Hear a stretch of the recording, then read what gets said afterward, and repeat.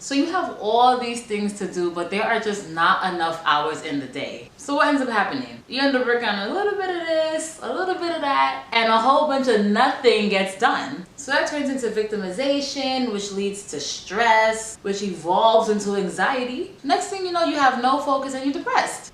That escalated quickly. Well, do not worry. I got you, I got us, okay? After watching this video, you will learn how to identify your stress, what to do to get rid of the stress, and how to increase your productivity. It's a lot for a short video. These are things that I do so I can kick ass at my job, come home and spend time with my daughter and my family, and still get YouTube and other personal things done in the same amount of time that you have. Make sure you stay to the end so you can see why stress is actually a good thing. Keep it locked, it's Crystal with the Cash Compass. Alright, welcome back. I am here to teach you all things about money that school should have taught you, but you was too busy learning about the Pythagorean theorem. Please be sure to subscribe and hit that bell so you can hear about everything from personal finance to investing to economics, and I get straight into it. So let's start with identifying your stress. Stress is a silent killer. A lot of times we just confuse it with, all right, well, I just have a lot going on, I have this, I have that, so that's why I'm feeling this way. But no, you are stressed out, okay?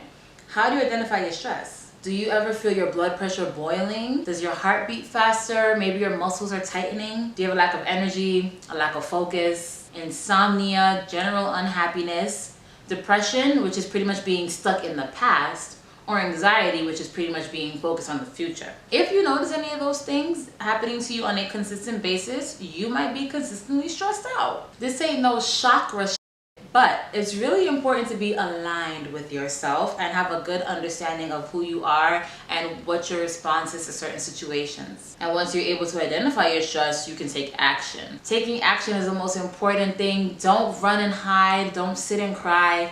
Get moving. So let's get rid of this stress, okay? Because we too blessed to be stressed. So immediately, and again, this is gonna sound super hippie, super yoga, but breathe. A lot of times you might not realize, but your breathing has been off because you are stressed out. So there is something called the 4-4-8 rule, which I don't know if it's really called that, but let's go with it. And it's basically breathing in for 4 counts, holding for 4 counts, and letting out for 8 counts. You also have to hit the like button and subscribe and hit the bell. I feel better already. Identify exactly what's stressing you. What works for me the most is literally writing everything down, and it could be the most random, unorganized thoughts, but just getting it out of my system feels really good, and then I'm able to look back and be like, girl, you got problems. No, but seriously, you can see what's bothering you the most and come up with a game plan. So let's discuss what the game plan will look like, which will help you increase your productivity and focus better. So to increase productivity, this sounds counterintuitive, but you have to allow yourself to do things that are not productive.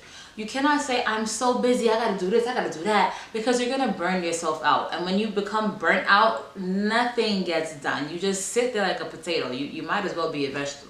It is okay to have times of leisure. It's okay to say, you know what, I want to Netflix and chill. Or if I don't got a bae, I just want to Netflix. I want to be on my computer. I want to be on my phone. I want to do me. Do not rob yourself of that luxury. It will help reset your mind. Plan your life. This is something I actually started doing relatively recently, and it has made such a dramatic change in my life. I literally, everything that I have to do, I put it in my Google Calendar, and I put a certain time. You don't have to put a time if you don't want to, but it literally helps me. And now I've gotten to a point where I just do it automatically, where I felt like before, it's like, okay, damn, I don't have time to do laundry, so I'm gonna just do a massive load every 2 weeks. But now I have that on schedule. I even changed my sheets on schedule, okay? It sounds crazy, but it works for me. Judge your daddy.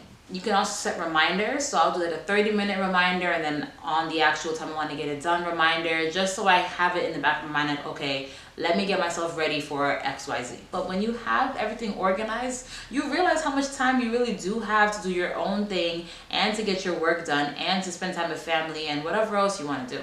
Another thing that I love to do is give myself a deadline. And this ties to why I put actual time frames on my Google Calendar, because if I say, all right, I need to get this done from 8 to 9, that keeps me structured. It really helps me. I like having things on a certain time period, because then I know, okay, by 9, I want to be done so I can relax, or by 9, I need to be done so I can move on to the next thing. Use non-paid time at work to work on your personal endeavors, okay? If you use your paid time, on you. But really use that time to focus on things that you want to get done. For me personally, I use that time to write my YouTube videos or catch up on some YouTubers that I actually like watching, or I even go to yoga because my job offers that. I need to get better at that one though. Now for me, multitasking is an absolute no. Like I said in the beginning of the video, you end up doing a little bit of this, a little bit of that, and you end up with nothing done. Focus on one thing at a time. Tunnel vision, that's it. If you're at work and you have something to get done, throw the phone in the trash. Don't do that.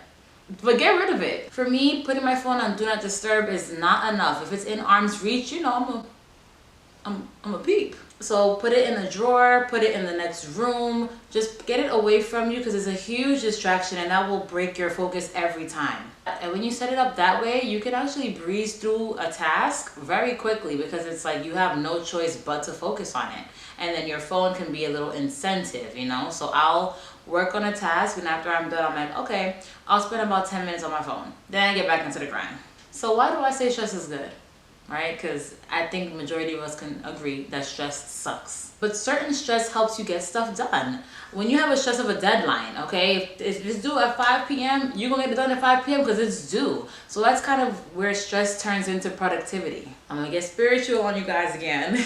But just remember, almost everything that happens to you is neither good nor bad. You assign emotions to the events. I mean, and it's no fault of your own. It's human nature to kind of take something and react a certain way, but just remember it's neither good or bad. It could be either way depending on how you choose to spin it. So what I challenge you to do, at least for a week, is just whenever it comes your way, try to flip it into a positive.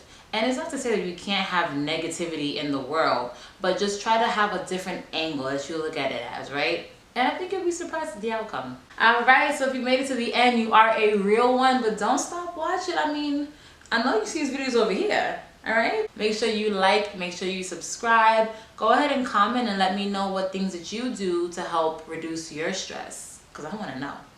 And as always, keep your money up.